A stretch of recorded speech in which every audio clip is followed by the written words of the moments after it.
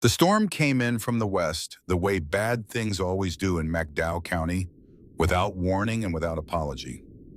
By 9 o'clock on the night of November 14th, 2023, the temperature had dropped to 27 degrees. The rain had turned to something between sleet and ice, and the streets of Welch, West Virginia had gone quiet, the way streets go quiet when people with homes decide to stay inside them. Not everyone had that option. Cora Hayes had been without a home for 23 days. She was 15 years old, 5 feet 4 inches tall, and wearing every piece of clothing she owned. A gray hoodie, a thin cotton jacket that had never been designed for weather like this, a pair of jeans with a hole in the left knee, and sneakers with a sole that had started separating at the front 3 days ago, making a soft, wet slapping sound against the pavement with every step.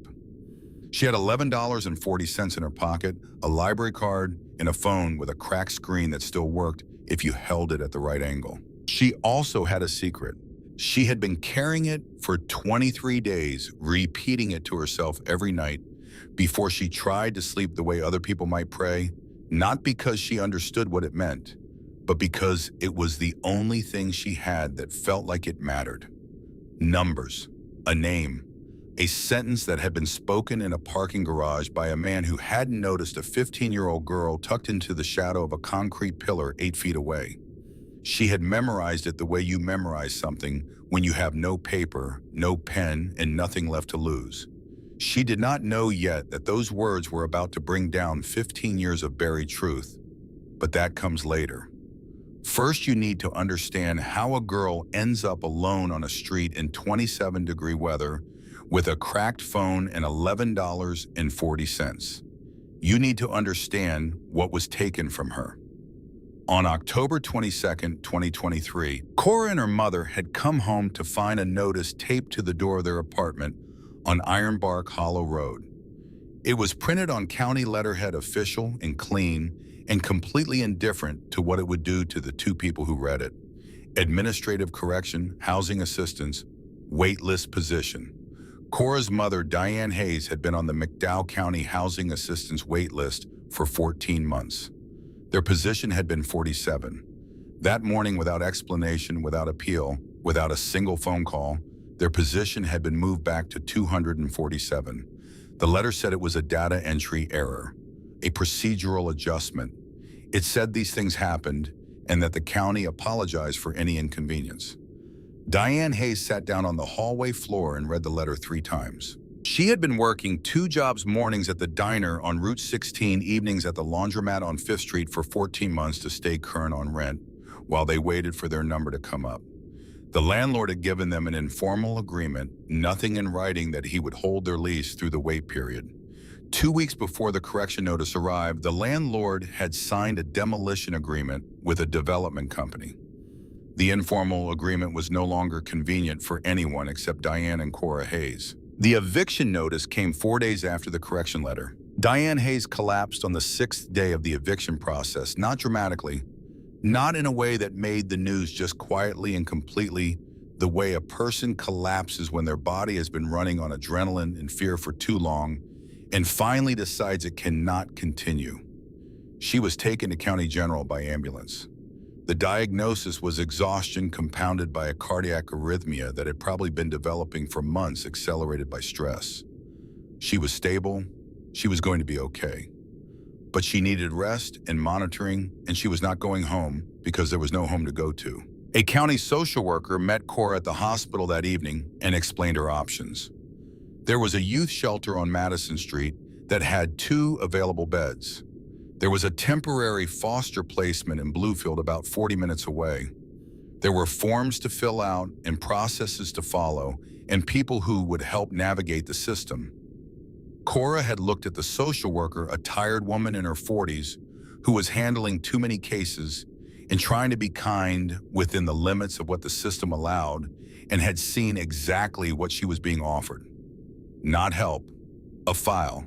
She would stop being a person and start being a case number, and case numbers got lost in systems the way her mother's housing position had gotten lost quietly and officially, and without anyone being held responsible.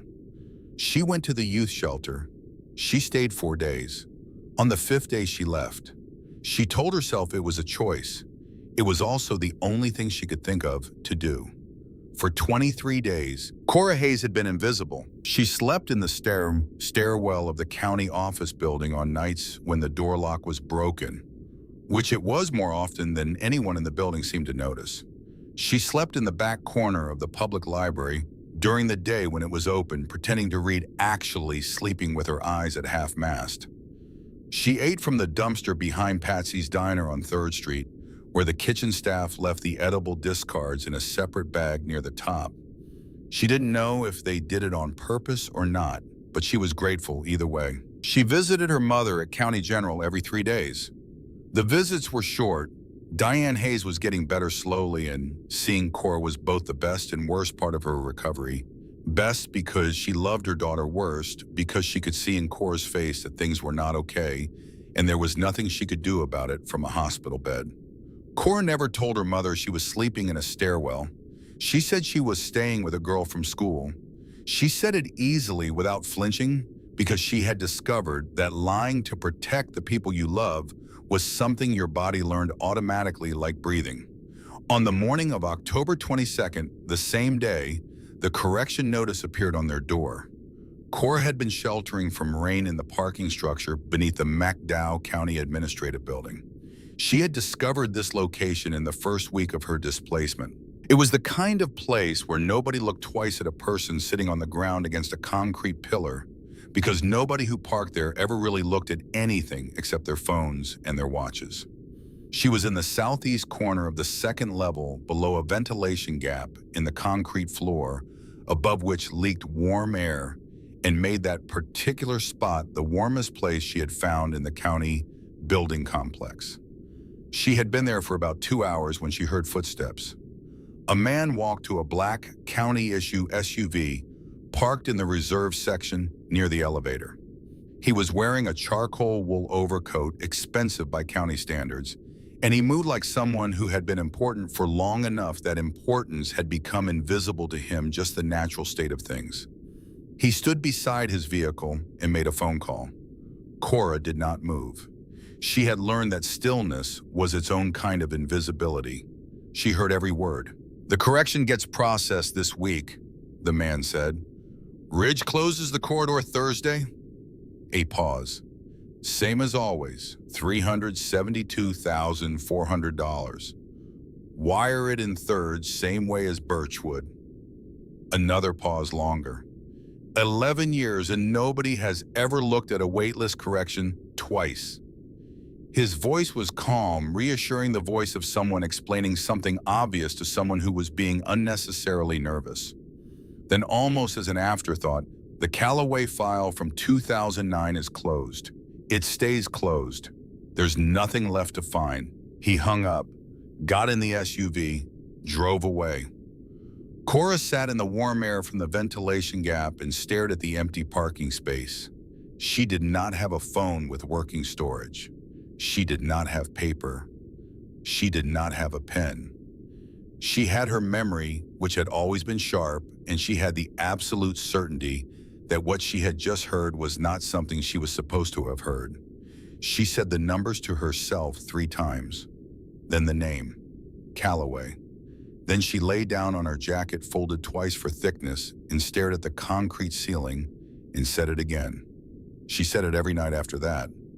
Numbers, name, sentence, like a prayer she didn't understand, like something she was keeping alive until she knew what to do with it. She did not know what to do with it for 23 days. Then the storm came in from the west.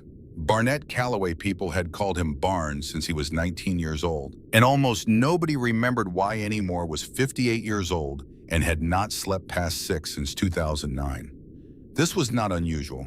It was the year his life had divided cleanly into before and after, the way lives sometimes do when the thing that breaks them is large enough and permanent enough that every subsequent day gets measured against it. Before 2009, Barn Calloway had been a West Virginia State Police detective for 11 years, assigned to the Crimes Against Persons Unit out of the Charleston field office. He had been, by most accounts, a good one, methodical patient, not easily fooled, and possessed of a quality that was rarer in law enforcement than people like to admit, which was the ability to listen to people who had been failed by systems without letting his frustration with those systems prevent him from helping the individual person in front of him. He had a daughter named Wren who was 4 years old in 2009 and had her mother's eyes and Barnes' stubborn jaw and a laugh that could fill a room. He had a sister named Nora who was 19 in 2009 and who had a developmental disability that had never been given a precise name beyond the vague and unhelpful category of cognitive delays, and who loved drawing pictures of houses and trees, and the motorcycle barn had been promising to let her ride someday, and who trusted her brother with the specific absolute trust of someone who had learned that trust was rare and therefore precious. He had lost them both in the same year. Not to death, that would have been cleaner in the terrible arithmetic of grief. He had lost them to a system. After the eviction from the family home on Westside Hollow Road in March 2009, a home they had rented for 6 years, a home that sat in a quarter, a development company wanted for a project that required the land to be vacant. Barn had been struggling. He had been fighting the eviction through legal channels while simultaneously trying to maintain his detective work, his sister's care schedule, and custody arrangements for Wren during a difficult separation from his daughter's mother. He had been losing all of those battles simultaneously, which is how people end up buried not under one catastrophe, but under the accumulating weight of several smaller ones happening at the same time. Nora had been placed in County Developmental Services in March 2009, a temporary arrangement while Barnes stabilized his housing situation. It was supposed to be temporary. The facility she was placed in was a private contractor called Appalachian Community Support Services, operating under a county contract. Their location was designated internally as Facility 7. In April 2009, Wren's custody case had shifted against Barn, his housing instability used as evidence that he could not provide a stable environment for a 4-year-old. Wren had been placed with her maternal grandparents in Roanoke, with a review scheduled for 6 months later. In September 2010, Barn had finally stabilized. New apartment, better financial footing. He had gone to retrieve Nora from Facility 7. Facility 7 was gone. The contract had been terminated in July 2010. The county cited budget constraints. 19 residents had been transferred to independent living services. Their files had been marked closed with forwarding addresses listed as pending. Barn had spent the next 6 months trying to find out where Nora had been transferred. He had filed FOIA requests. He had hired an attorney. He had called every residential care facility in a 3-state radius. He had found nothing except a system that was very good at generating paperwork that explained nothing while appearing to explain everything. The custody review for Wren had come and gone while he was buried in the search for Nora. He had missed it. The grandparents had been granted primary custody. Another review was scheduled. Then another. The legal fees mounted. The stress compounded. Barn had eventually left the state police, not dramatically, not with a speech. Just one morning he had put in his paperwork and walked out of the Charleston field office and driven west because driving west was what he did when he needed to think and didn't have a direction. He had ended up in McDowell County, which was not entirely an accident. The last address he had for Nora's file before everything had gone quiet had been in this county. He had thought proximity might help. It had not with finding Nora, but it had given him something else. The Iron Pines chapter of the Hells Angels had been looking for a president who knew how to read people and how to keep a room calm under pressure. Barn had been looking for a reason to stay in one place. The fit had been imperfect in all the ways that genuine fits usually are, and it had held for 15 years. He was a different kind of club president than the ones in movies. He did not grandstand. He did not perform menace. He had the stillness of someone who had been in enough genuinely dangerous situations to know that actual danger did not announce itself, and that the most frightening thing about a truly calm person was that you could never quite tell what they were willing to do. He had a daughter again, Lily, 2 years old. daughter of a woman named Carla who had died of an undetected heart condition when Lily was 4 months old. Barn had been Carla's emergency contact. He had gone to the hospital expecting to sort out paperwork and had ended up holding a 4-month-old who looked at him with a specific unimpressed assessment of a very small person who was waiting to see if this large stranger was going to be useful. He had decided to be useful. Lily was 2 years old now, and she had Carla's dark eyes and Barn's stubborn jaw, which seemed to be the jaw he passed to all of his children. And she had a quality that Barn recognized with quiet wonder every time he saw it in action, the absolute confidence of a person who has never yet been given a reason not to trust the world. He hoped the world would be patient with that quality. He feared it would not be. On the night of November 14th, 2023, Barn had taken Lily to County General for her scheduled checkup, delayed 2 weeks because the original appointment had conflicted with club business that couldn't be moved. His own blood pressure had been running high for 3 weeks. He had received a text from his doctor that afternoon. "Come in soon, we should talk about the numbers." He had put the phone face down on the counter and decided to deal with it after Lily's appointment. He was 58 years old and he had spent 30 years not dealing with things until after the immediate crisis resolved. It was a system with a mixed track record and he knew it. He did it anyway. The rain had turned to sleet by the time they arrived at County General. Barn had carried Lily through the parking lot with his jacket held over her head, getting soaked himself, because the jacket was more useful as a rain shield than as a garment when you were carrying a 26-pound toddler who did not understand why they couldn't stop and look at the puddles. He had made it to the covered walkway outside the emergency entrance before it happened. The doctors would tell him later it was a vasovagal episode, a sudden drop in blood pressure, triggered by a combination of cold physical exertion and the chronic hypertension that he had been ignoring for 3 weeks. He had lost consciousness for approximately 90 seconds. When his vision narrowed and his legs went, his last coherent action was to lower himself rather than fall, which was the muscle memory of a man who had been trained to maintain control even when control was leaving. He did not succeed entirely, but he succeeded enough that the fall was a controlled collapse rather than a dead drop. From his perspective, he had been walking toward the entrance doors with Lily on his hip, and then he had been on the ground looking at the underside of the covered walkway ceiling, and someone was saying his name. Lily was not in his arms. He had sat up fast, too fast, which was why the nurse who had come through the entrance doors put both hands on his shoulders and pressed him back and turned his head to find his daughter. Lily was sitting on the wet concrete of the walkway 3 feet away in the exact spot she had landed when Barnes' arms had gone slack. She was looking at him with an expression of profound assessment. She was not crying, she was evaluating. A security guard was already on a radio. A second nurse had appeared. There was movement and noise and the controlled urgency of people encountering something they were trained to handle. Nobody was paying attention to Lily. Nobody was paying attention to the girl in the thin jacket at the far edge of the covered walkway. Either the second security guard was in the process of asking to move along because loitering at the emergency entrance was not permitted, regardless of the weather.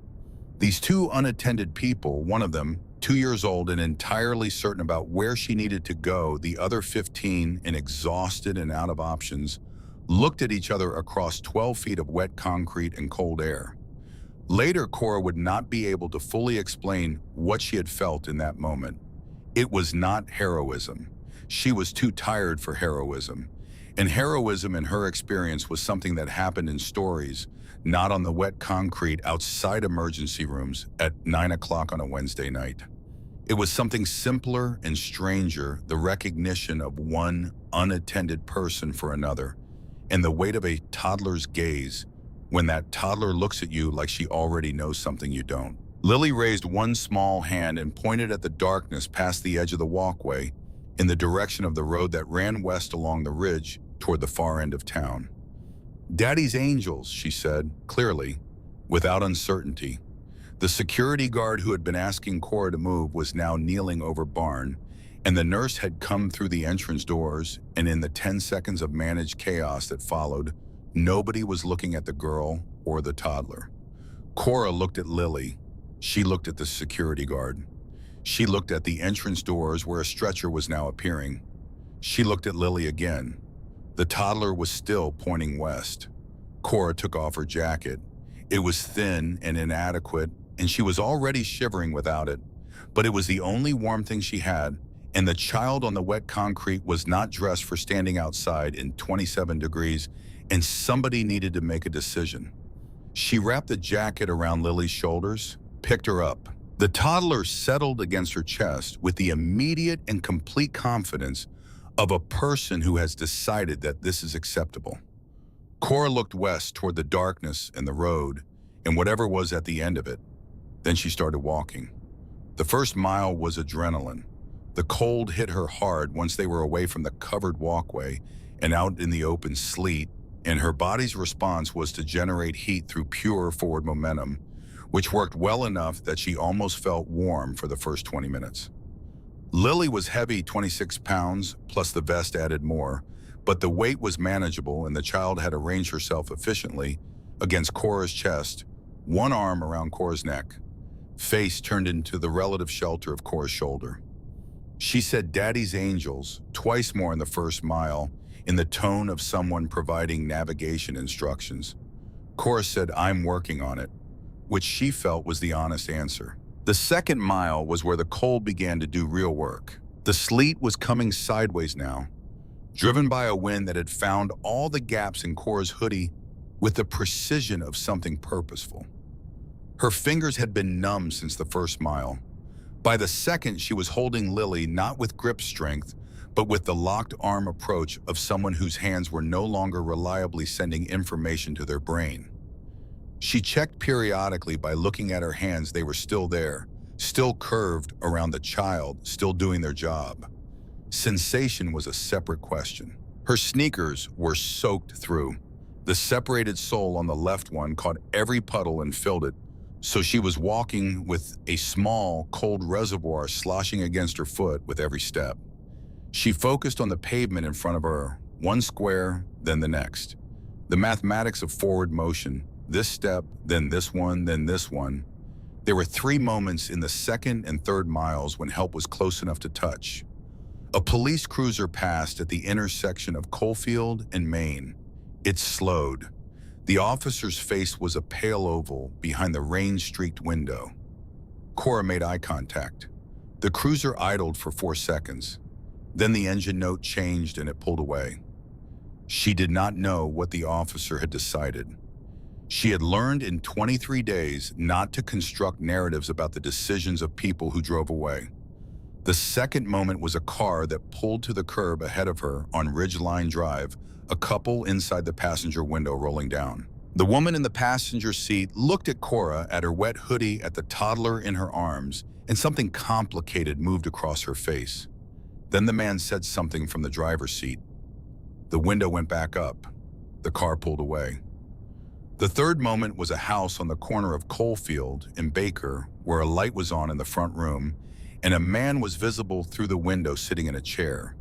He turned as Cora passed, drawn by some peripheral motion, and looked directly at her through the glass.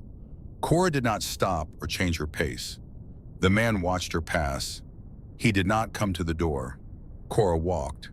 She had stopped expecting people to act at some point in the last 23 days.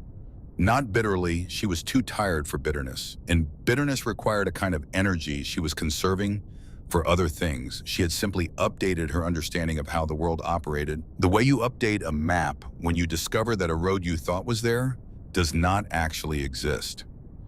In the fourth mile, she stopped under the overhang of a closed gas station to check on Lily. The child was awake, watching her with those dark, steady eyes that seemed too old for a 2-year-old's face. Her cheeks were cold to the touch, but not dangerously so. The jacket and the vest had done their jobs. She had been sitting with relative stillness for most of the walk, which Cora had found quietly remarkable in a child this age. Cora checked her own hands under the overhang light. 3 fingers on her left hand had passed beyond numb into a waxy pallor that she recognized from a health class she had taken 2 years ago as the early stage of frostbite. She flexed them carefully.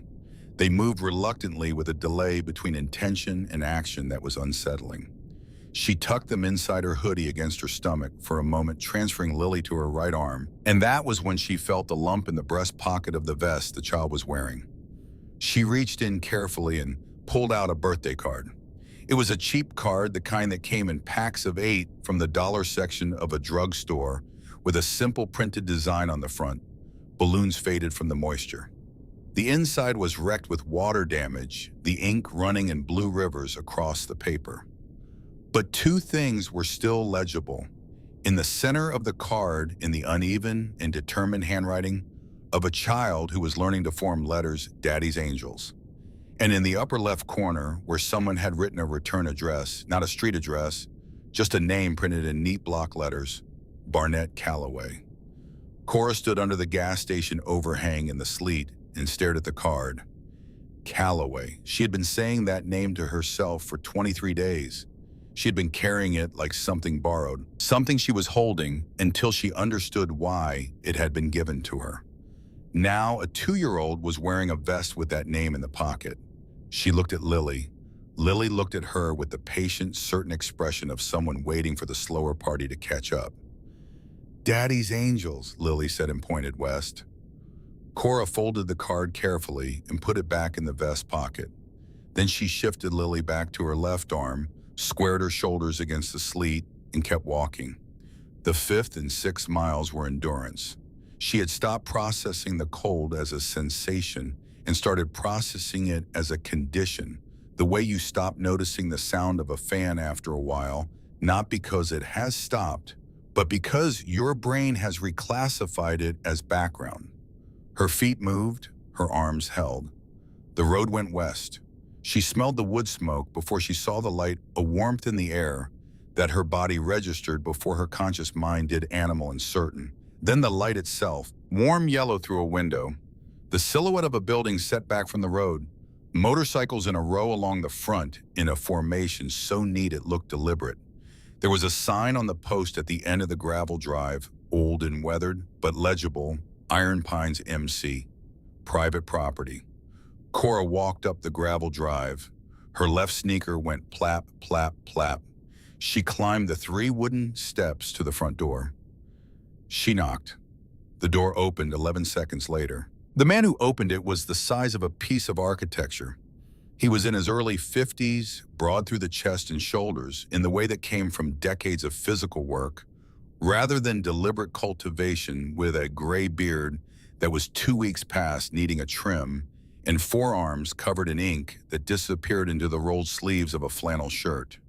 He wore a leather vest, patches on the chest, patches on the back, the worn quality of something that had been through everything its owner had been through and was still holding. He looked at Cora. He looked at Lily. He looked at Cora's hands.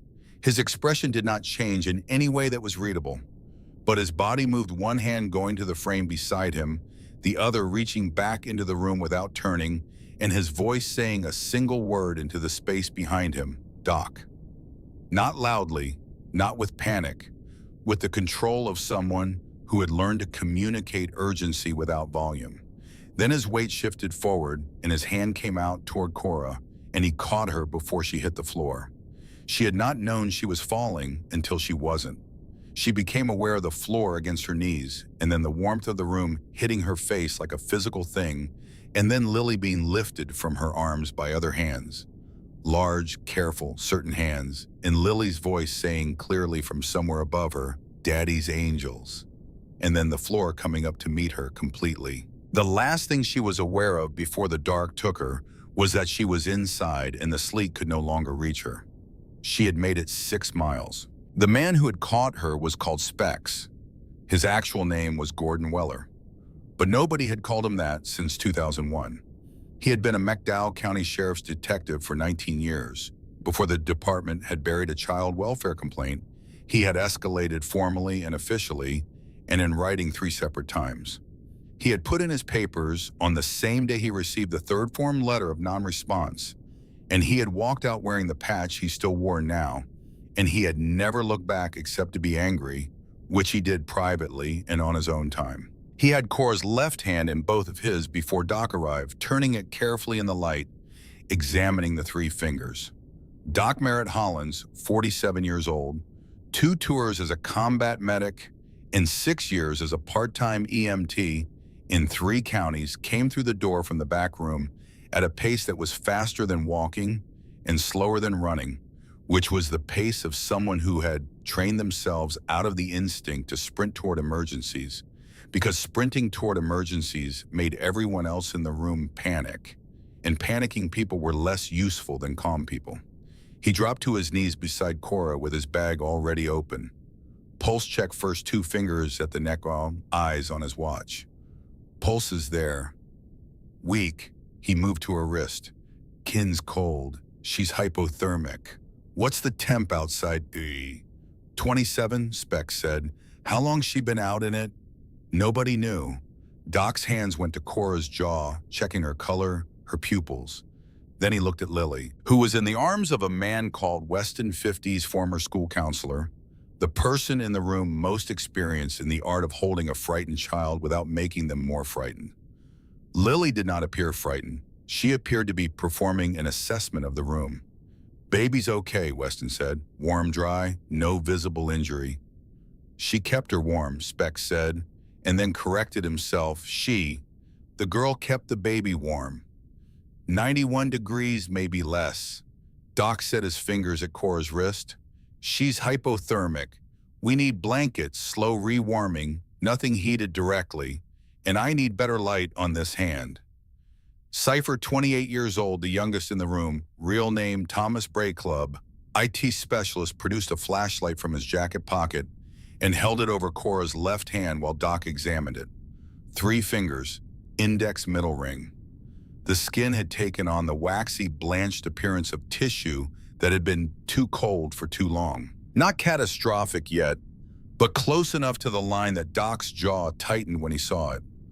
Frostbite early stage. We got maybe 40 minutes before this gets permanent. He looked up at Specs. She gave the baby her jacket. Specs nodded toward Lily. The child was wearing a thin cotton jacket wrapped around her small shoulders over the leather vest. Doc looked at the jacket for a moment, then back at Cora. In 27 degrees, he said. For 6 miles, Specs said, by the look of her shoes. Doc looked at the sneakers, the separated sole, the soaked canvas, the absolute inadequacy of them for the conditions. He did not say anything else. He began wrapping Cora's left hand in the careful, deliberate manner of someone who knew exactly what he was doing and why. It was Weston who found the card. He had been checking the vest pockets while managing Lily, the practical inventory of someone who had spent years working with children and knew that the contents of pockets told you things. He pulled the birthday card out, carefully unfolded it, and held it in the light long enough to read the 2 legible things. He set it down on the table, said very quietly, "This is Lily Calloway." The room changed, not loudly, just sharper, the way a lens comes into focus. Cypher's head came up from the laptop he had opened. Doc's hands paused for half a second over Cora's wrist before resuming. Specs looked at the air, then at Lily, then at the door. "Where the hell is Barn?" he said. He already had his phone out. The call went through on the second ring. Barnes' voice was rough, tired background hospital noise, behind it beeping monitor shoes on linoleum, the ambient sounds of a place organized around keeping people alive. "Specs. Where are you, Chow? County General. They're keeping me for observation." Blood pressure dropped. "I'm fine. Is Lily with you?" A pause, shorter than it should have been. The kind of pause that came before bad news. "She was. I collapsed at the entrance. I don't. Who has her?" "We do." Silence, 3 full seconds of it. "How?" "A girl brought her. Walked in from the storm. She's hypothermic, frostbite on 3 fingers. But Barn Lily's okay. She's standing right here looking at me like she owns the place." Another silence, different in quality from the first. "I'm on my way." "They're releasing you." "They will be." The line went dead. Barnes sat up in the hospital bed and looked at the attending physician, a tired man in his 50s who had been explaining why leaving was inadvisable.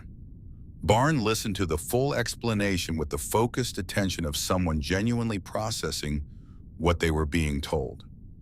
Then he said he understood and was going to sign the against medical advice form and leave, and that he would follow up first thing in the morning.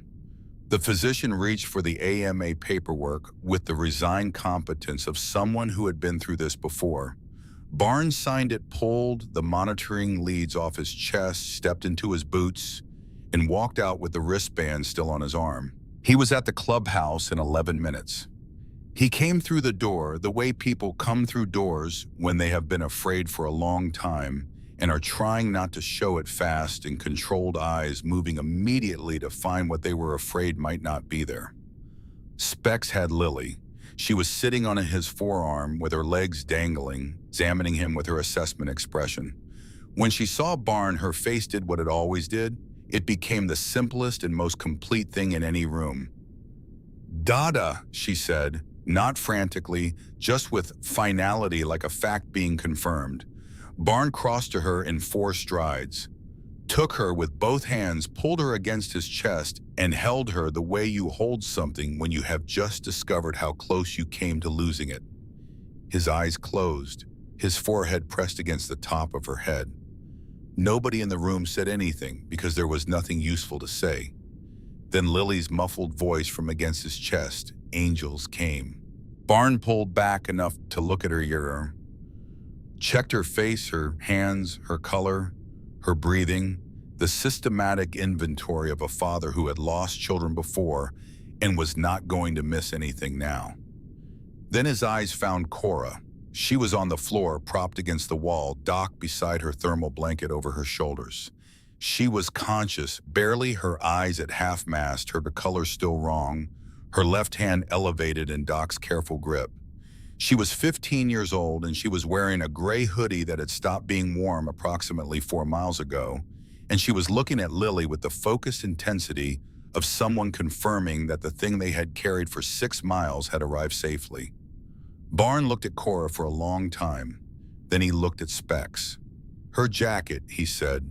"She gave it to Lily before she started walking."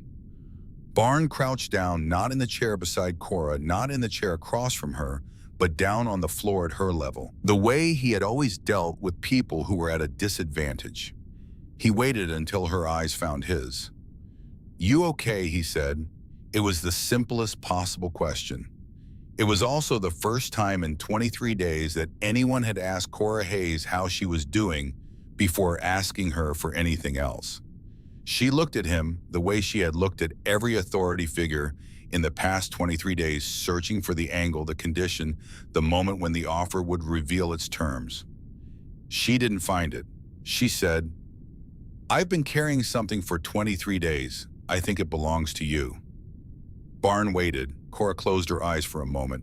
Then she began to speak slowly and precisely the way she had spoken to herself every night in the stairwell and under the ventilation gap and in the back corner of the library, because she had rehearsed this not with the intention of ever saying it to anyone, but because repetition was how she kept it intact.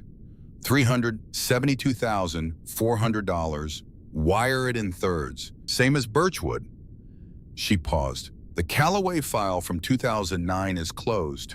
It stays closed. There's nothing left to find." The room was completely still. Doc's hands had stopped moving. Weston had stopped moving. Cypher had stopped typing. Specs stood at the edge of the room with his arms at his sides and his face doing something complicated. Barn did not move at all. The refrigerator in the corner hummed. Sleet hit the windows in irregular bursts.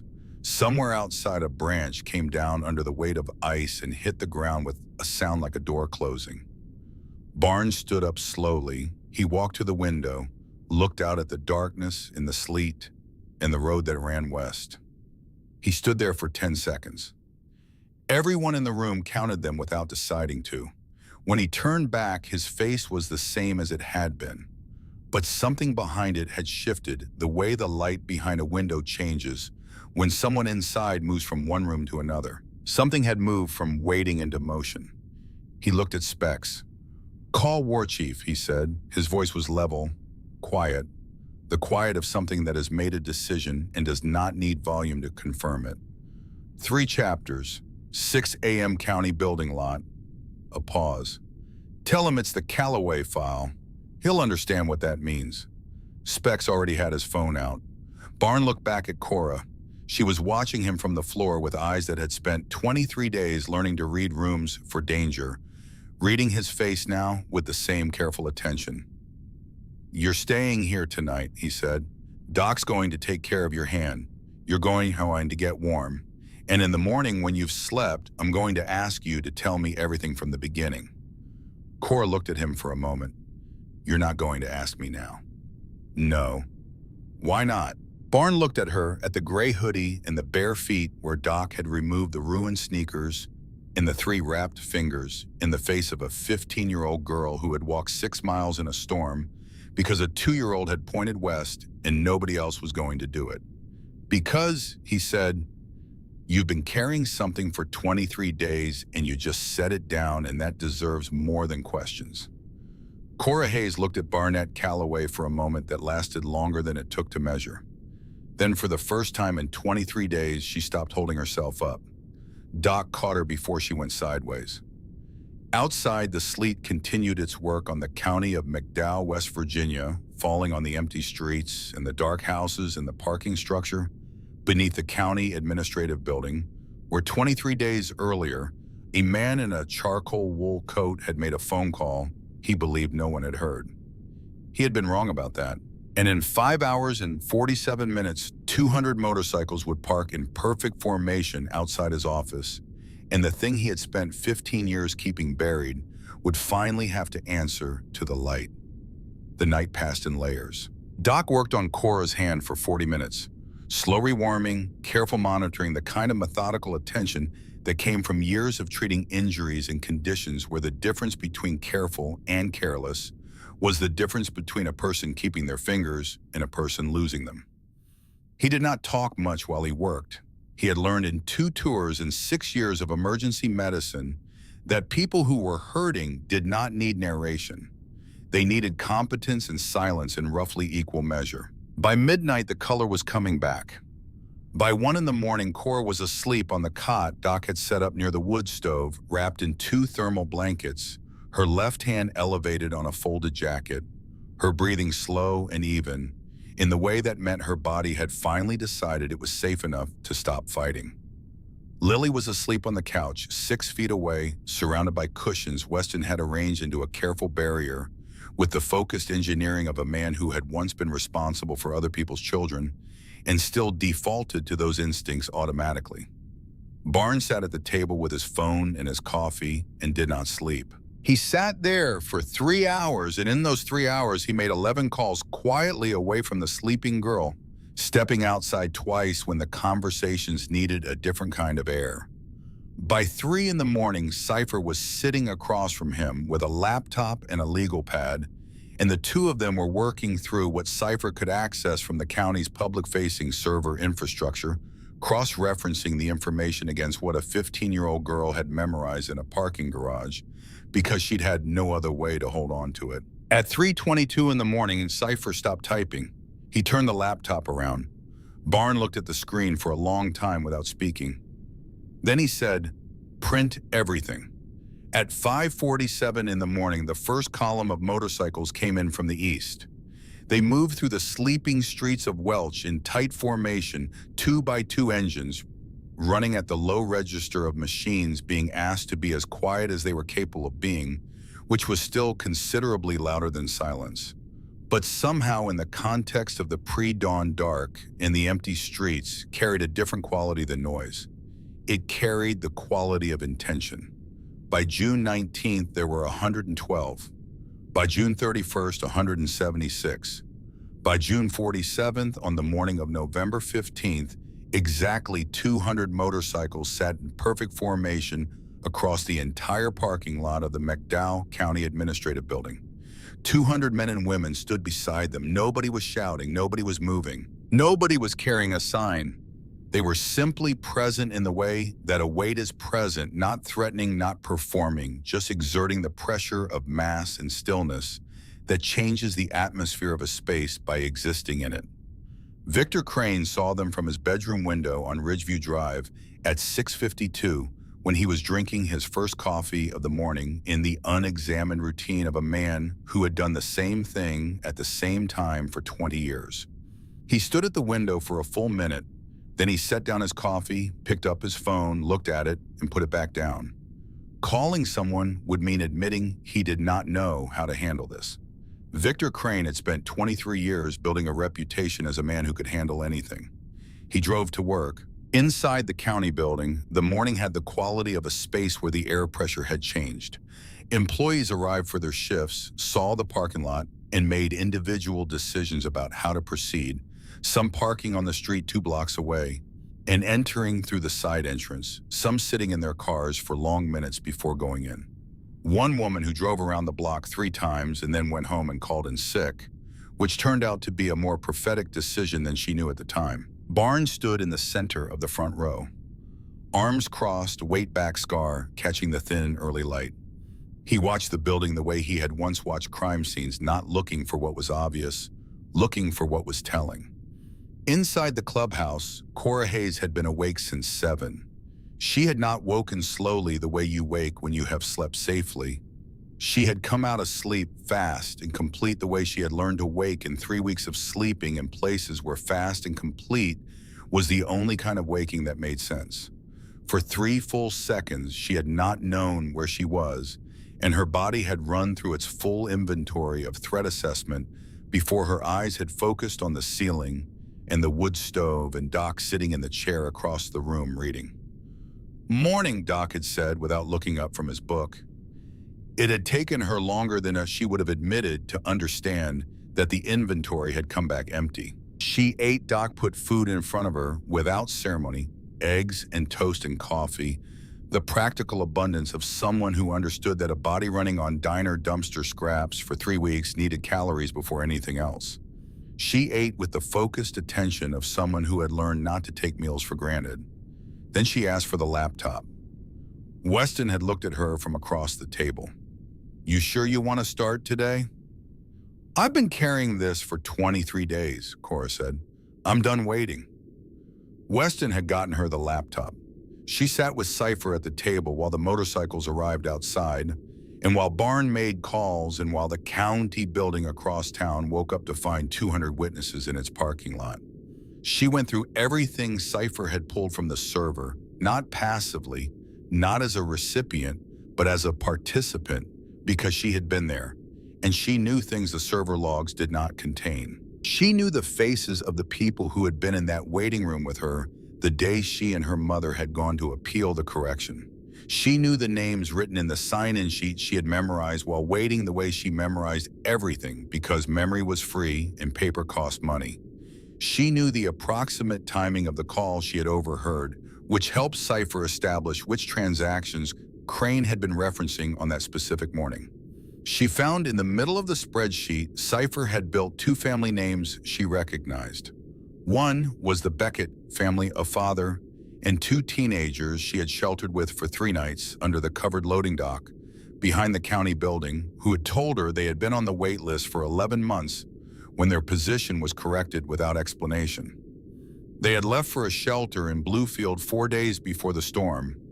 The other was a man named Earl Pruitt, 71 years old, who had shared a corner of the public library's back section with Cora for 2 weeks sleeping, sitting up with his hat over his face, who had told her in a brief exchange that he had been managing his housing situation for 8 months since losing his apartment to a correction notice and was doing fine, which she had understood to mean the opposite.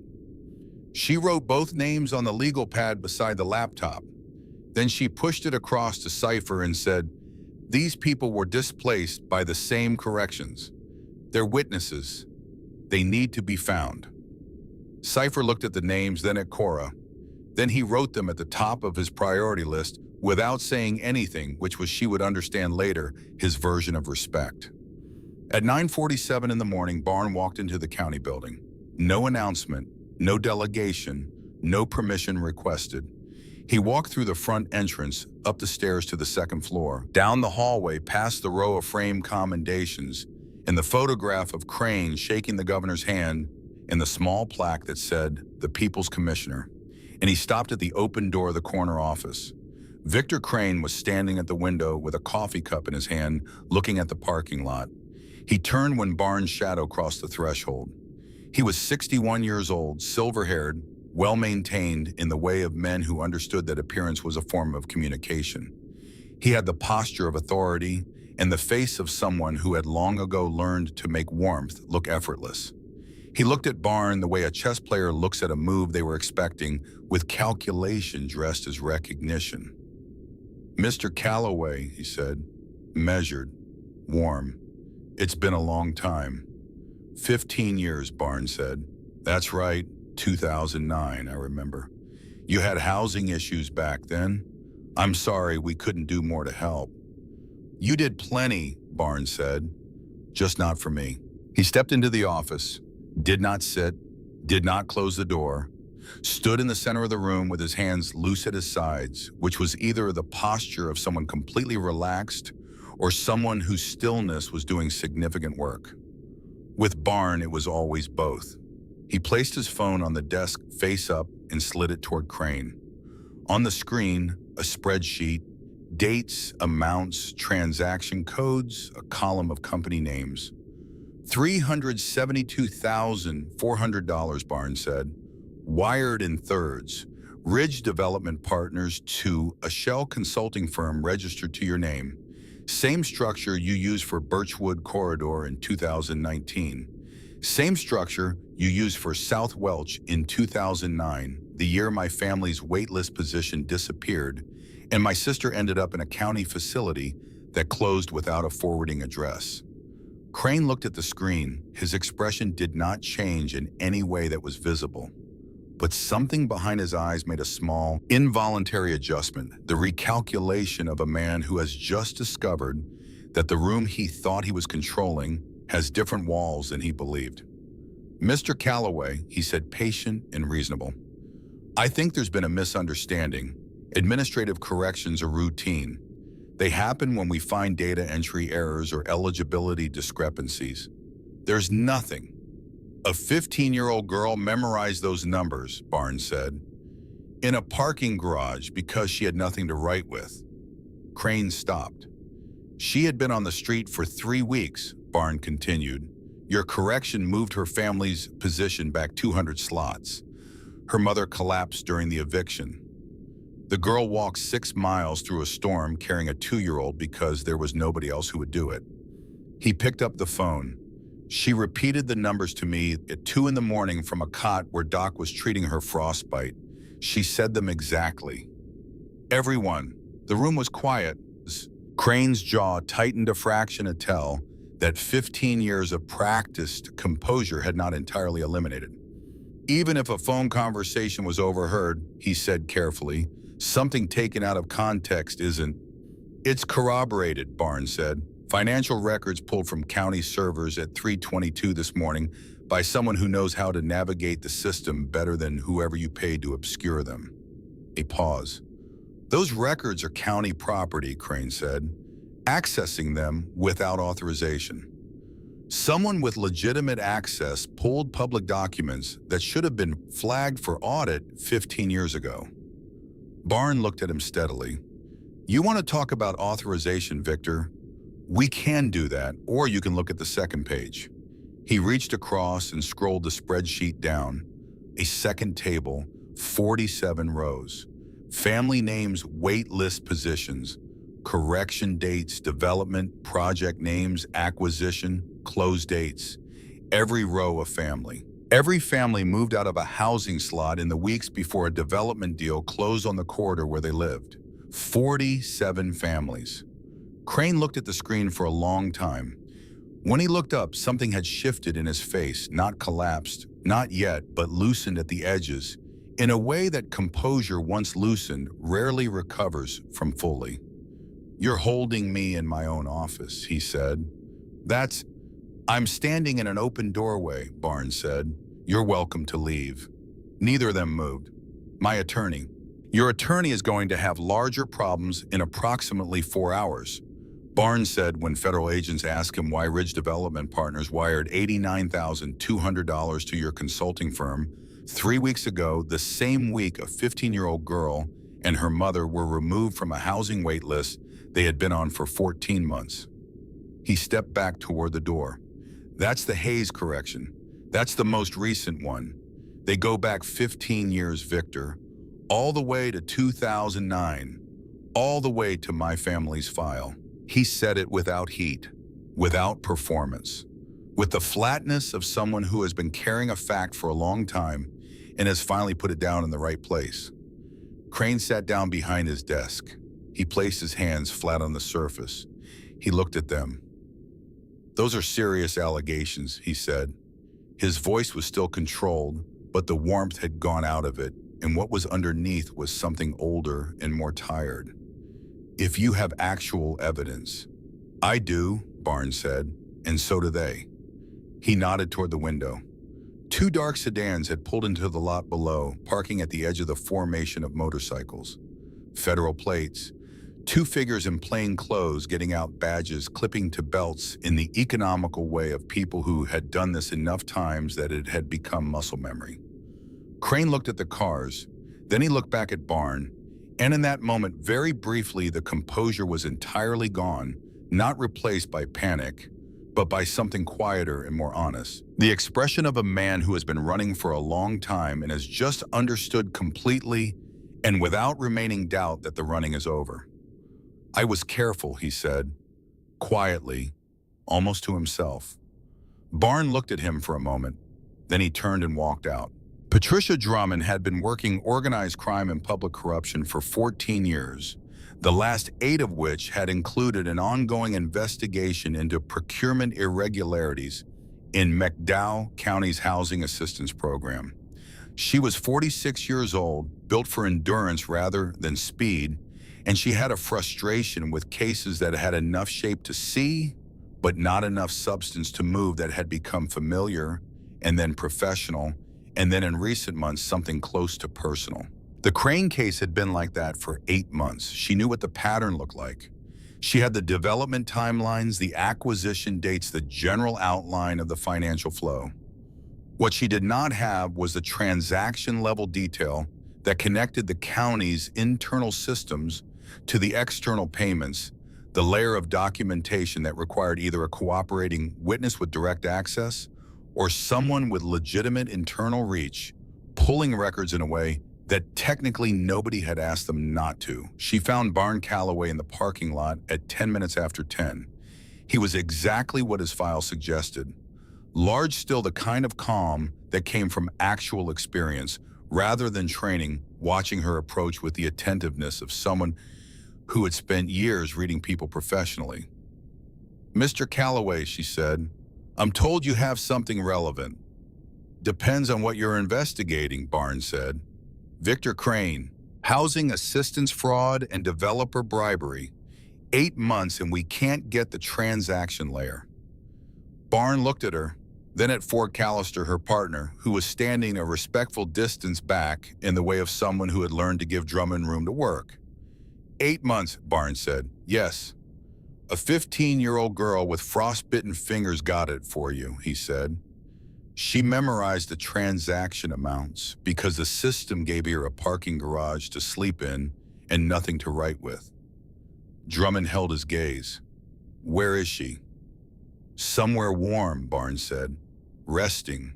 You'll speak with her after she's slept with her consent with someone she trusts in the room, and you'll start by asking how she's feeling before you ask her anything else. Drummond considered this for a moment. Agreed, she said. Barnes handed her his phone. She scrolled. Callister came forward and looked over her shoulder. And at some point during the scrolling, his expression changed in the way of someone encountering a document that answers questions they have been asking for a long time. This fills the gap, Drummond said, quietly, not to Barnes, not to Callister, to herself, in the tone of someone completing a sentence that had been left open for 8 months. There's more, Barnes said.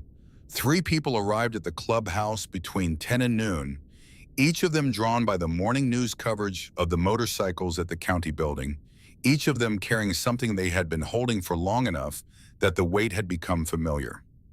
Dorothy Prentice came first. She was 71 years old, a retired school nurse with the bearing of someone who had spent 30 years being the calmest person in a room full of children in various states of emergency. She found Specs near the building entrance and said without preamble, "I need to tell someone what I saw." Specs led her to a quiet corner. He pulled out his phone, opened his recording app, and said, "Tell me." Dorothy's hands twisted in her lap while she spoke. She had seen Cora 3 times during the week of the eviction, once on Tuesday, when the notice went up, once on Thursday, when the movers came, once on Saturday, when the locks were changed. Each time the girl had been sitting on the building steps with the expression of someone watching. Something happened to them that they did not have the power to stop. "I taught her mother in 4th grade, Dorothy said. "Diane Hayes, sweetest girl. She didn't deserve this." She looked at her hands. "I filed an inquiry with the school district the second time I saw Cora. Called twice. Nobody ever called back." Her voice went flat with the flatness of someone describing a failure they had been living with for weeks. "I told myself someone else would handle it. I was wrong." Specs stopped the recording and handed her his card. "What you just told me is evidence," he said. "Pattern of displacement, institutional non-response. You're a witness now." Raymond Stokes arrived 40 minutes after Dorothy. He was 56, heavy-set, with the look of someone who had been carrying a particular weight for long enough that it had changed his posture. He found Barn in the parking lot and said, "I worked for him, 3 years. I processed the corrections." Barn looked at him. 11 of them, Raymond said. "I signed the paperwork. He would bring me a file, tell me there was an eligibility discrepancy, tell me to adjust the position. First few times I believed him. Then I started seeing the pattern, always the same corridors, always right before development deals closed." He stopped, started again. "I asked questions. He told me I was overthinking it. Then he told me my performance review was coming up and I should think about whether I wanted to be considered a team player." "What did you do?" Barn asked. "I resigned, said it was personal reasons." Raymond looked at the building. "Real reason was I couldn't look at myself anymore." He turned back to Barn. "I've been ready to say this on record for 3 years. I just didn't know who to tell." Teresa Wolk came last, a woman in her late 40s, former county social worker who had driven 40 minutes from the town where she had been living since 2011, when she had left county employment for what her resignation letter called personal and professional reasons. She sat at the table with Weston and spoke for 22 minutes. In 2010, she had been assigned to process the transfer records for the residents of Facility 7 when the contract with Appalachian Community Support Services was terminated. She had been given a list of 19 names and told to mark each file as transferred to independent living services with forwarding addresses to follow. The forwarding addresses had never followed. She had been told they were being processed by a different department. She had asked again 3 weeks later and been told that the files were closed and her concern was noted. She had submitted a written inquiry. She had received a form letter in return. She had resigned 4 months later and spent 13 years trying to figure out how to put down what she was carrying without dropping it on someone who couldn't handle the weight. 19 people, she told Weston, and they just closed the files. Weston had his recorder running. He also had his hand on the table close enough to Teresa's that she could reach it if she needed to, which was a thing he did automatically, the residual instinct of someone who had spent a decade making spaces safe enough for people to say hard things in. "You said 19, he said. "The records we have show 16 unaccounted for. 3 were placed with family members," Teresa said. "The other 16, I never knew where they went. I still don't." She looked at him. "That's why I came. Because if someone is finally asking the question, I want to be part of the answer." At 4 in the afternoon, Drummond arrived at the clubhouse. She came alone, no Callister, no official capacity, just a federal agent with a folder and the focused energy of an investigation that had been slow for a long time and had suddenly started moving fast. She put the folder on the table. "This doesn't leave this room," she said. "Not until we can move officially." Barn opened it. Inside, printed emails, bank statements going back to 2009, and a handwritten ledger, a cheap composition notebook filled front to back in small, precise handwriting with dates and names and dollar amounts. "He kept records," Drummond said. "Paper hidden behind a false panel in his office wall. Every family displaced, every payment, received every transaction."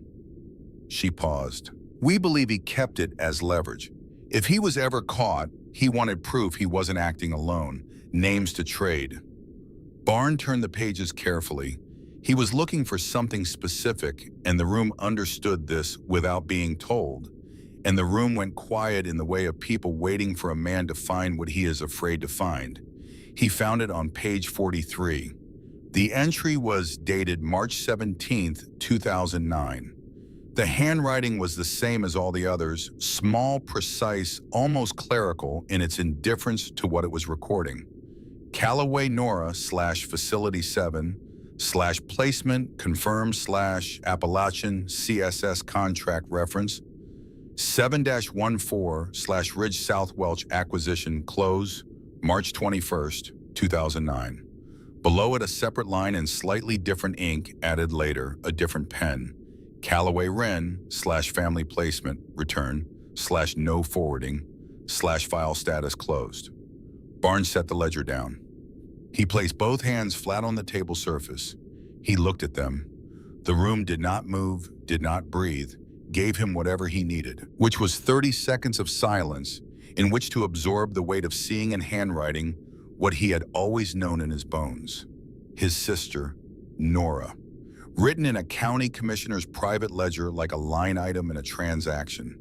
His daughter, Wren, 4 years old in 2009, returned to family placement with no forwarding address in a closed file put somewhere, and not followed up on the system, closing the door and turning away. Specs put his hand on Barnes' shoulder.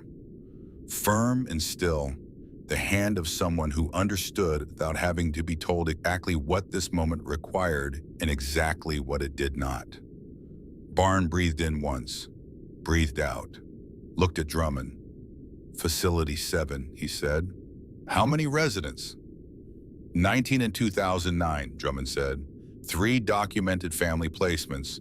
16 marked transferred to independent living services with no verified receiving addresses. She met his eyes. "We don't know where they went."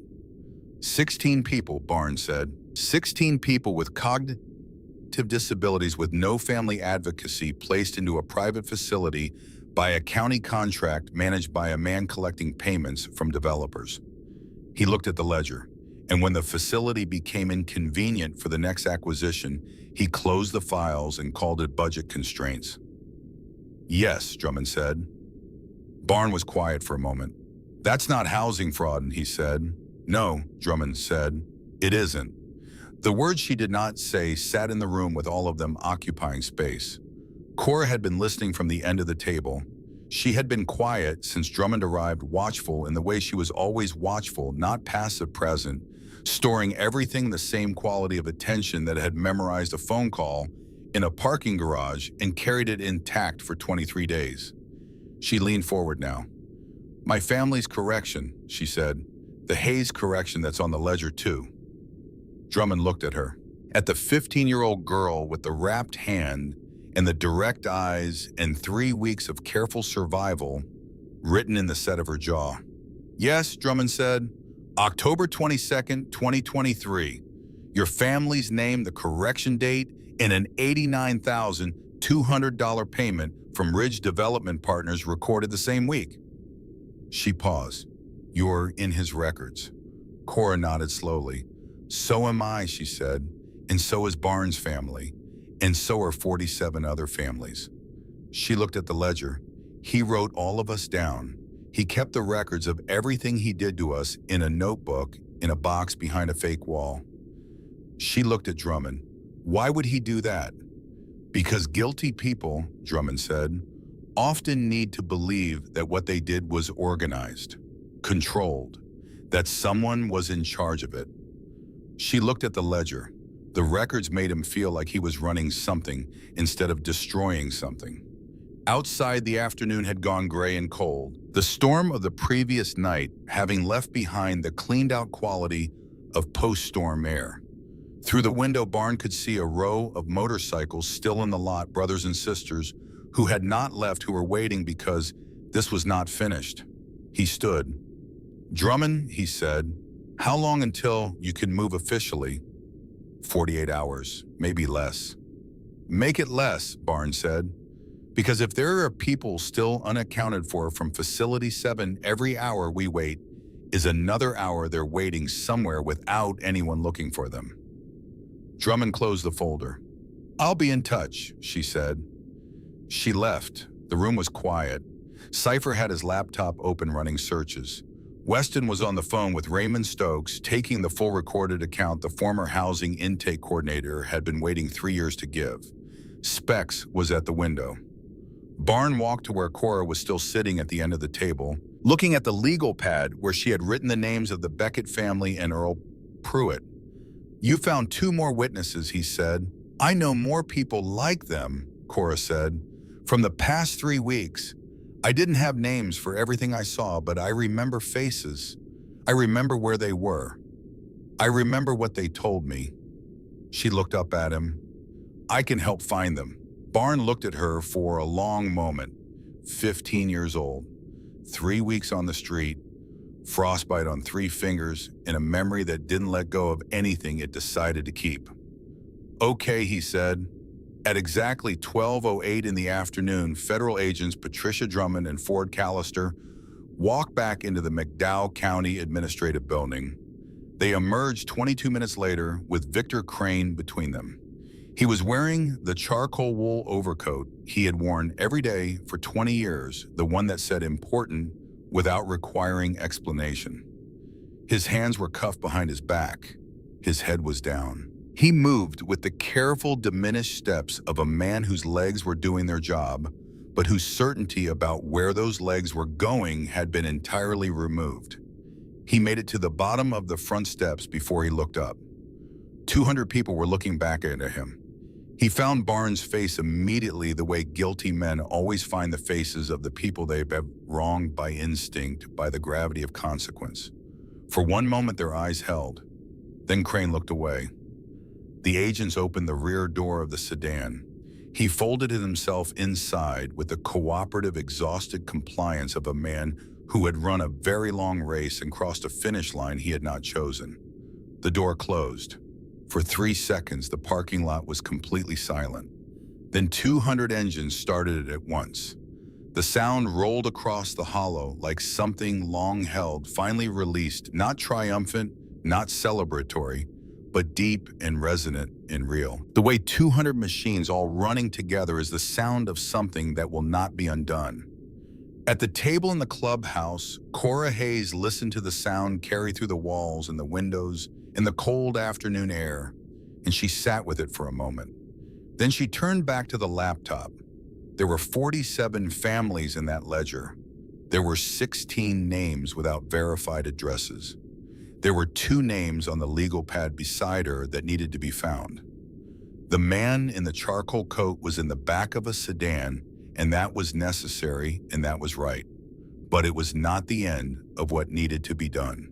It was the beginning. Cora picked up her pen and went back to work. The 48 hours after Victor Crane's arrest moved differently than the hours before. Before time had the quality of pressure, the compression of events, accumulating faster than they could be processed each hour, carrying more weight than the one before it. After time expanded. The pressure did not disappear, but it changed character the way a storm changes after the front passes from violent forward motion into the slower work of assessment, finding out what was damaged, finding out what could be saved. Cora slept for 11 hours the night of the arrest. She did not know this until Weston told her the next morning, because she had no memory of the hours between lying down and waking. No dreams, no half-conscious stirrings, just the clean discontinuity of a body that had been running for 3 weeks on inadequate fuel and had finally, with the authority of exhaustion, taken what it was owed. She woke to the sound of Lily in the main room narrating something to Specs in the earnest and syntactically approximate language of a 2-year-old, into the smell of coffee, into the absence of the weight she had been carrying since October 22nd. Not entirely gone, it would not be entirely gone for a long time, but set down. Placed somewhere outside herself, no longer hers alone to hold. Doc checked her hand at 7 in the morning. The 3 fingers had come back fully color, sensation, range of motion, everything he had been carefully working toward. He unwrapped the bandage, examined each finger, had her make a fist, spread them wide, touch each fingertip to her thumb. Full recovery, he said, with the flatness of someone who does not perform relief but feels it anyway. Thank you, Cora said. Doc looked at her over the top of his reading glasses. You kept moving, he said. That's what gave me something to work with. He left the room before she could respond, which she understood was the way he received gratitude, by moving away from it quickly before it became something he had to know what to do with. Nadine Hayes arrived on the afternoon of November 16th. She had driven from Charleston, South Carolina, 5 hours in a 12-year-old Civic with a check engine light that had been on since August, in a passenger seat full of the contents of a woman who had been trying to find her niece for 23 days and had finally gotten a phone call telling her where to go. Barn had called her himself. He had used the number from Cora's Cloudback contacts, and he had said, "Your niece is safe, she is with us. You should come," and had given her the address. He had then said, before Nadine could ask all the questions she had, that Cora was okay in the ways that mattered, and that the rest could wait until she arrived. Nadine Hayes was 44 years old, a high school biology teacher in Charleston, and she had the bearing of someone who spent her days managing rooms full of adolescents, direct, unhurried, willing to sit with uncomfortable things until they resolved. She came through the clubhouse door and found Cora sitting at the table with a cup of coffee and a legal pad.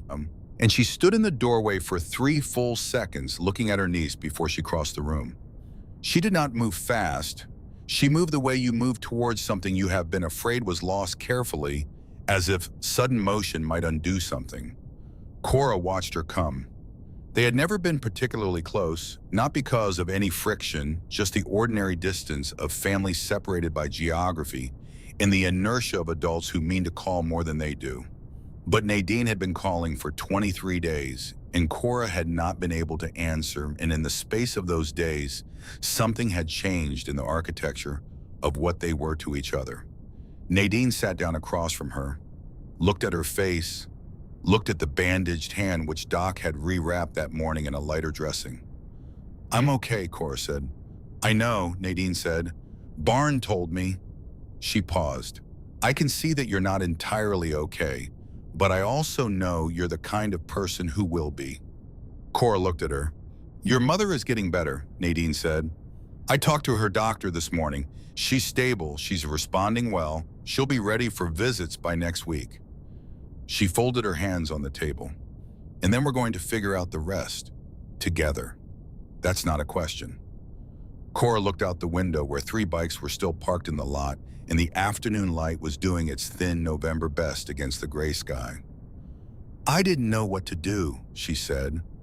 "After the eviction, I thought if I stayed in the system I would disappear," Nadine said. Cora looked at her. "I know," Nadine said. "I know exactly what that feels like. I also know you did what you thought you had to do." She paused. "And then you did considerably more than that." Cora did not say anything for a moment. Then she said she kept pointing west. "Lily. She didn't know me, she had no reason to trust me, and she just pointed." Cora looked at her hands. "I didn't know where I was going, I just knew I couldn't put her down." Nadine looked at her niece for a long time, at the 15-year-old girl who had walked 6 miles in the dark because a 2-year-old had pointed and nobody else had been there to follow. "No," Nadine said quietly. You couldn't have. 3 days later, Drummond returned. She had 48 hours of documentation, 2 cooperating witnesses from within the county housing office, a forensic accountant's preliminary analysis of 15 years of financial records, and the energy of someone who had finally been given enough material to run. She sat at the table with Barn and Specs, and Cora's presence at the table had stopped requiring explanation by the 3rd day, because she had demonstrated repeatedly that she was not a witness waiting to be managed, but a participant in an ongoing process, and laid out what the next several months would look like. The federal case was being built on 4 primary charges: wire fraud across state lines, bribery of a public official, conspiracy and exploitation of vulnerable adults. The last charge carried the most weight and the most complexity, because proving exploitation required locating the individuals who had been exploited, which was the work that nobody had yet been able to do. 16 names, no verified addresses, 15 years of closed files. Drummond had a team working, but Teresa Wolk had agreed to cooperate fully and had provided the names of 3 other county employees who had been involved peripherally in the facility, 7 transfers, all 3 of whom had resigned in the years following, all 3 of whom had been carrying their own versions of Teresa's weight. "We'll find them," Drummond said. "About the 16. "It's already taken 15 years, Specs said. "I know," Drummond said. She said it without defensiveness, with the acknowledgement of someone who understood that the failure of systems was not an abstraction, which is why we're moving as fast as we can now. Cora had given her formal recorded statement the previous afternoon, 2 hours and 40 minutes precise and thorough, the parking garage conversation reproduced with the accuracy of a transcript. When it was over, Drummond had looked at her for a moment. "You held on to it for 23 days, she said. "I didn't have anywhere to put it," Cora said, "so I held on to it." Now, 3 days later, sitting at the table while Drummond outlined the timeline of the case, Cora listened and took notes on the legal pad. Not because anyone had asked her to, but because she had decided this was something she needed to understand completely. Not just what had been done to her family, but the full architecture of it and how and to whom, because understanding was the only form of control available to her, and she was going to use it. She was 15 years old, and she had been given no reason to trust systems. She was going to understand this one well enough that someday she might be the one making it work differently. The months that followed had the texture of slow, necessary work. Barn coordinated with 3 chapters on a fundraiser that generated $14,800 in 6 weeks. He presented it to Nadine Hayes without ceremony, handed her an envelope at the table in the clubhouse, and told her it was earmarked for Cora's immediate needs, housing transition costs, medical follow-up, school supplies, whatever the next 6 months required. Nadine looked at the envelope for a long moment. "I can't take this," she said. "It's not a loan," Barn said, "and it's not charity. Your niece walked 6 miles to bring my daughter home. This is the part where we make sure she has a home to come back to." Nadine looked at him, then at the envelope. Then she took it. Cypher gave Cora the laptop at the end of the first week, refurbished, fast, with a folder on the desktop labeled simply everything.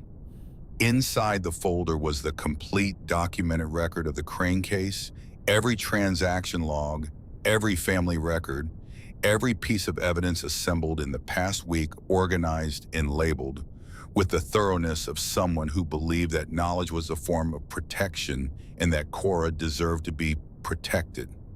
"You found this," Cypher told her. "You should know all of it." Doc's final check on her hand was at the 2-week mark. Full range of motion, no residual damage, the fingers as functional as they had ever been. He gave her a card with his number and 3 sentences of instruction for cold weather care, written in the precise handwriting of someone who had learned to leave people with what they needed and nothing they didn't. Weston sat with her twice, not therapy sessions, just 2 conversations at the table with coffee, where he made space for her to say whatever needed to be said and did not fill the silence when she chose to use it. He gave her his number. He said, "The nights can get loud sometimes. You call me if they do. I mean it." Cora moved to Charleston with Nadine in late November. The room in Nadine's house was small and clean, with a window that looked out onto a yard where a dogwood tree was already bare for winter, but had left behind the architectural evidence of what it would be in spring. Cora sat on the bed the first night. The mattress was firm and the blanket smelled like laundry detergent, and the room was warm in the steady, reliable way of a house that had been heated consistently for years.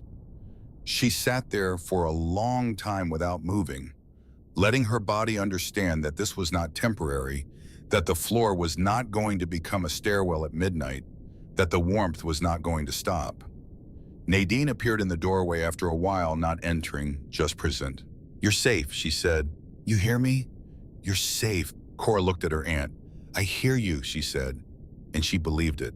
For the first time since October 22nd, without qualification, without the monitoring part of her brain cataloging exit routes, she simply believed it. She visited her mother for the first time on December 3rd. Diane Hayes was sitting up in bed in County General, thinner than she had been, and quieter in the way that illness makes people quieter.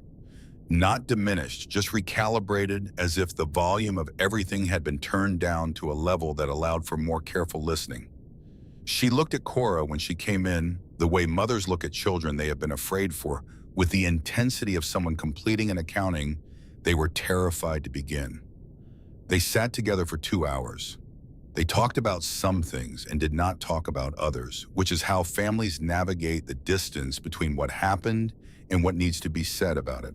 Diane cried once briefly and then collected herself and asked Cora about the food at Nadine's, and Cora told her about the chicken Nadine made on Sunday nights, and they spent 20 minutes in the ordinariness of that conversation, which was its own form of healing.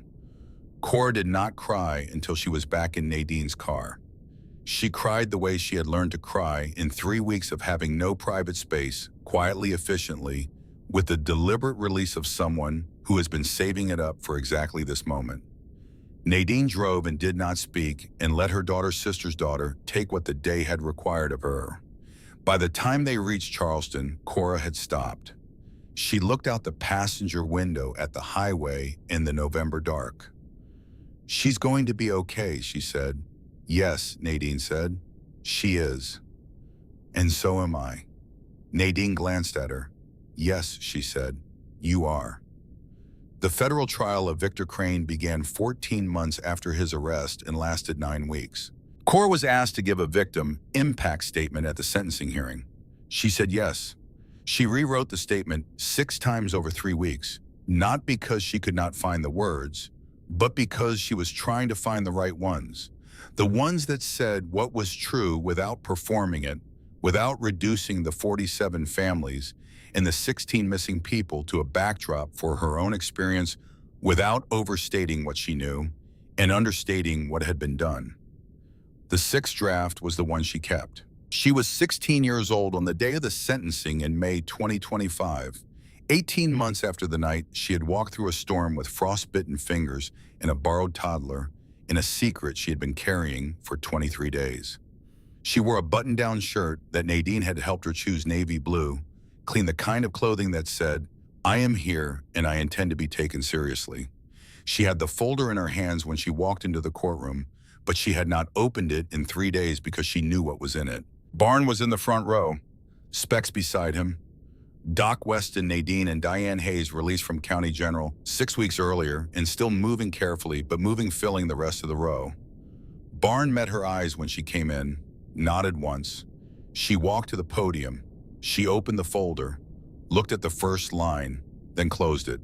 She did not need it. "I am 16 years old," she said. Her voice was level. Not performed, not controlled, just clear in the way that things are clear when you have been carrying them long enough and have finally decided to set them down where they belong. 18 months ago, Victor Crane signed an administrative correction that moved my family's housing waitlist position back 200 slots. My mother got sick. I ended up on the street. She paused.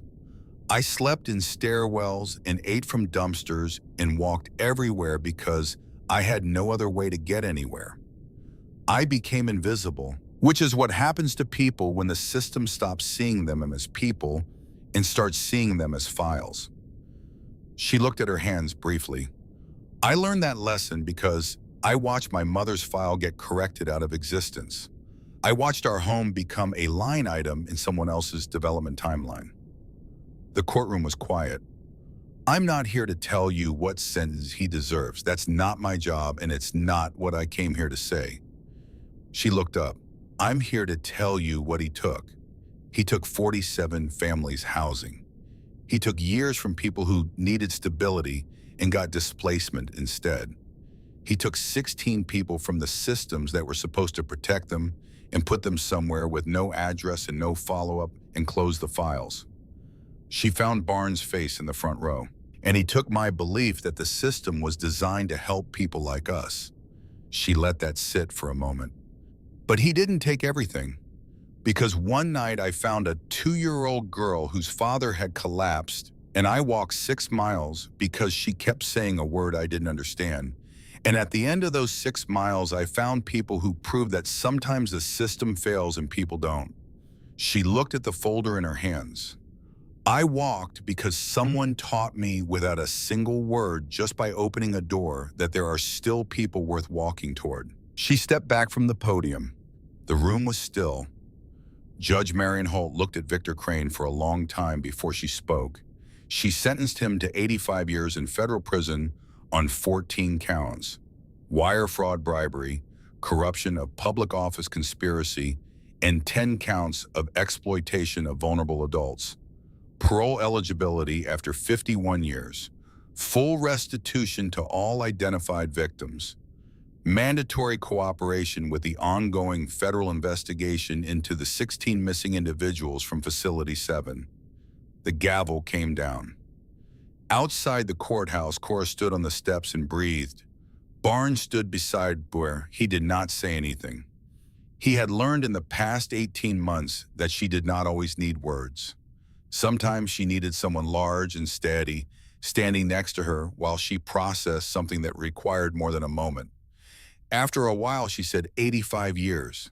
Yes, he'll die in prison. Most likely.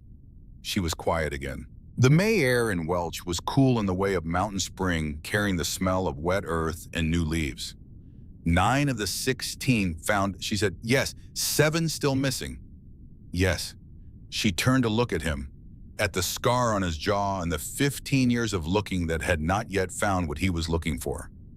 We keep looking, she said. Barn looked at her. We keep looking, he said. 6 years passed. They pass the way years pass when you are living them rather than waiting for them, not quickly, not slowly but fully with the density of time that is being used. Cora finished high school at the top of her class in Charleston.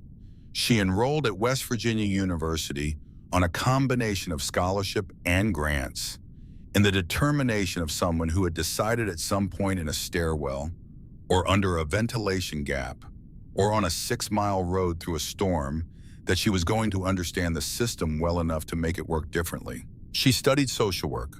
She went back to Welch twice a year, once in the summer and once at Thanksgiving, and she sat at the table in the clubhouse and ate with Barn and Lily and whoever was around, and she watched Lily grow from 2 to 3 to 4 to 5 to 6 to 7 to 8, and she watched Lily's confidence in the world remain exactly what it had always been: absolute, unqualified. The quality of a person who has never yet been given a reason not to trust the world entirely. She graduated in May 2029 on a bright morning that smelled like cut grass and her mother's perfume. Diane Hayes standing in the crowd with Nadine crying in the uncomplicated way of a woman who had been to the bottom of something and come back and was now watching her daughter walk across the stage. Cora shook the dean's hand. She thought about a parking garage on October 22nd, 2023. She thought about a diner dumpster and a library corner and $11.40 in a phone with a cracked screen. She thought about 27 degrees and 6 miles in a left hand that had nearly not come back. She accepted her diploma. On the first Monday of September 2029, Cora Hayes walked into the McDowell County Housing Assistance Office at 8:47 in the morning. She was 22 years old. She was wearing dark slacks and a white blouse, and her hair was pulled back in the way of someone who had decided to be taken seriously before anyone had a chance to decide otherwise. She had a bag over her shoulder and a coffee in her hand, and her name on a plastic placard at a desk near the window. Cora Hayes, Intake Coordinator. This desk, this office, this building, the sign-in sheet on the counter was the same design as the one she had memorized 6 years ago while sitting in a plastic chair with her mother, waiting for someone to tell them why their housing position had disappeared. The fluorescent lights made the same low hum. The smell of institutional coffee and recycled air had not changed. Everything else had. The waitlist correction system had been overhauled by a federal consent decree following the Crane conviction. There were now dual signatory requirements for any position adjustment, automatic audit flags for corrections that corresponded with development timelines, and an independent oversight board with actual authority. The consent decree had taken 2 years to negotiate and had been the direct result of the documentation assembled in the 48 hours after a 15-year-old girl had walked through a door with frostbitten fingers. Cora sat down at her desk. At 9 o'clock, her first client came in. Her name was Beverly Marsh. She was in her late 30s with 2 children she had left with a neighbor for the appointment, and she was carrying a termination notice from a landlord who had signed a demolition agreement with a development company, and she was wearing the expression of someone who has been told no enough times that yes has become a language she no longer expects to hear. Cora recognized the expression. She had worn it herself at this desk 6 years ago when a caseworker had not looked up from her computer. She stood up. "Ms. Marsh," she said. "My name is Cora Hayes. I'm your intake coordinator. I'm here to help you find housing." Beverly Marsh looked at her. The expression did not change immediately. Trust that has been trained out of a person does not return in a single sentence.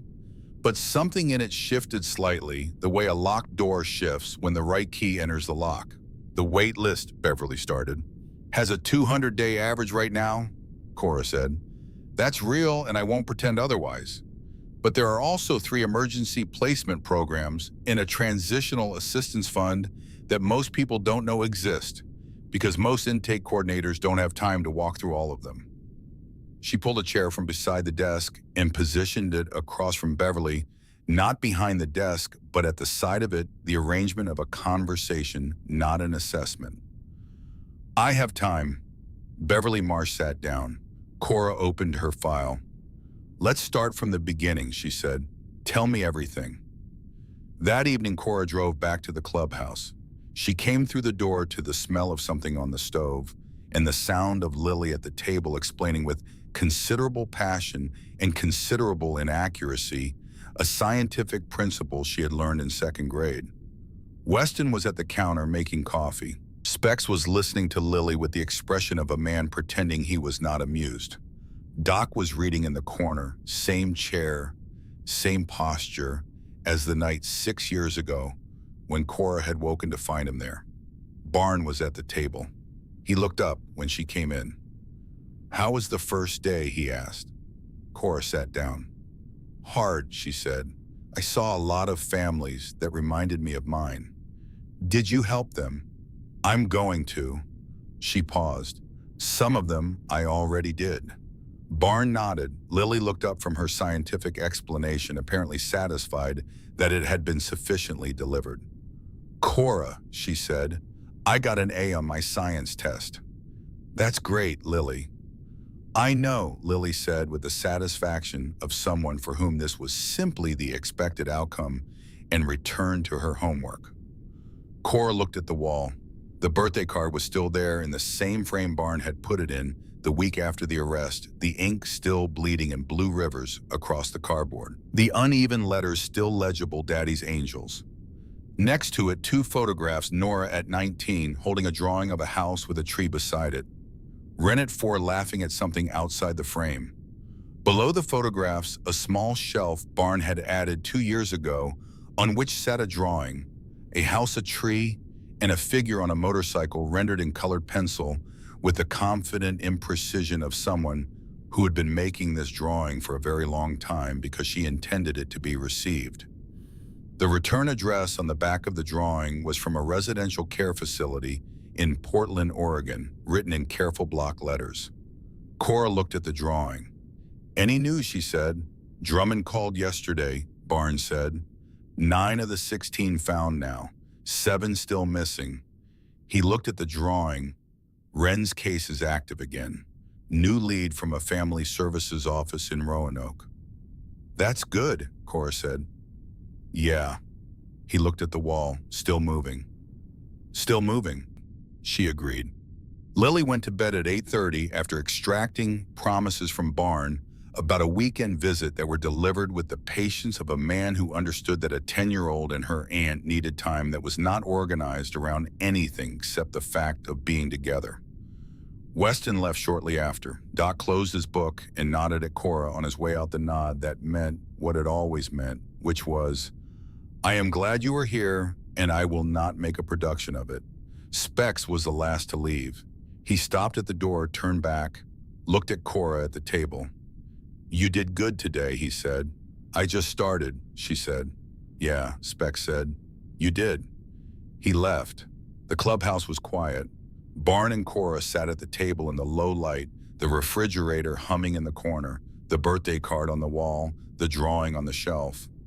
Barnes' phone buzzed. He looked at it, set it face down, then picked it up again.